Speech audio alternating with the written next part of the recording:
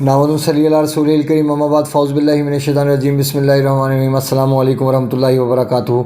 मैं हूँ हकीम आसिफ अली राव। आज को जो मौज़ूअ तरतीब दे रहे हैं वो हमारी पहली वीडियोज़ का तसलसल है जिसमें हमने दिल के सुकेड़ के मुतालिक बात की थी। अब यहाँ पे एक चीज़ मैं आपको बताना चाहूँगा कि हमारा दिल एक ऐसा ऑर्गन है, एक ऐसा इनफरादी ऑर्गन है, बिल्कुल इसका अलग सा काम है। क्योंकि जब बच्चा माँ के पेट में तखलीक पाता है तो सबसे पहले उसका जो ऑर्गन तैयार होता है वो इंसान का दिल तैयार होता है। और इस दिल के हिस्से में दो फंक्शन अल्लाह ने और लगाए हैं, एक जिगर का और एक दिमाग का।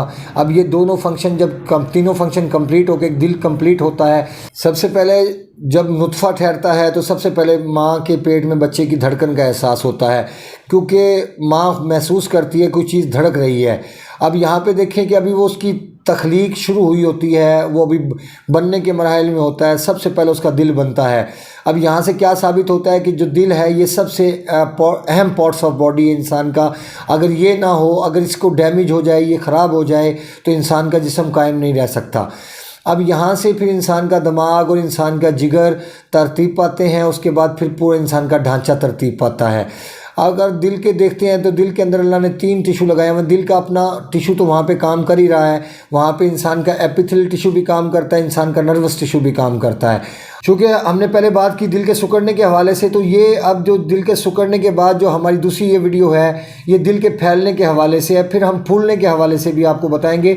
रूटीन के अंदर देखा जाता है कि फूलना और फैलना एक ही समझा जाता है, हालांकि दोनों हालतों में दिल बढ़ जाता है, लेकिन दोनों हालतों में सिस्टम अलग अलग है, उसकी अद्वियात अलग अलग हैं, उसकी तरतीब अलग अलग है, उसके बढ़ने की, उसके पैदा होने की वजह अलग अलग है। तो हम कैसे मुमकिन है कि दोनों का ट्रीटमेंट एक ही बेस के ऊपर करें। लिहाजा ये जो वीडियो है ये फैलने के ऊपर है, और फैलना कब शुरू होता है, कब फैलने का अमल शुरू होता है दिल का, वो आपको बताते हैं। तो जब हरारत हमारे जिस्म में हद से ज़्यादा तजावज़ करती है तो हमारा दिल फैलना शुरू हो जाता है। उसकी वजह ये बनती है कि जब हरारत जिस्म में बढ़ना शुरू हो जाए तो हमारा एपिथेलियल सिस्टम एक्टिव हो जाता है, सुफरा की पैदाइश बढ़ जाती है और जिस्म के अंदर खून पतला होना शुरू हो जाता है। हिद्दत की वजह से चूँकि खून पतला होता है तो खून का दबाव इंसान के दिल के ऊपर कम हो जाता है और दिमाग के अंदर तस्कीन का हालत होती है और तहलील चली जाती है इंसान के दिल के ऊपर।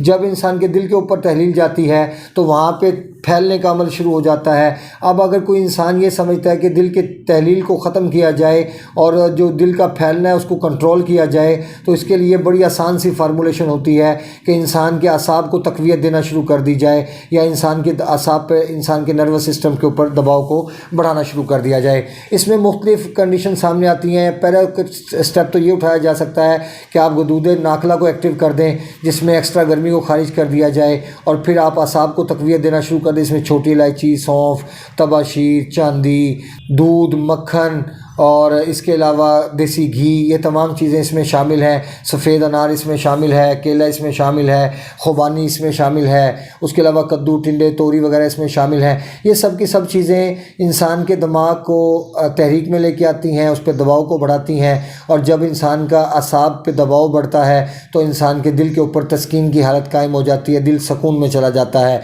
और जब वो सुकून में जाएगा तो यकीनन उसका जो फैलने का अमल है वो रुक के और वो वापसी क्लोज़ होना शुरू हो जाएगा और वो आहिस्ता आहिस्ता अपनी असली हालत पे आ जाएगा।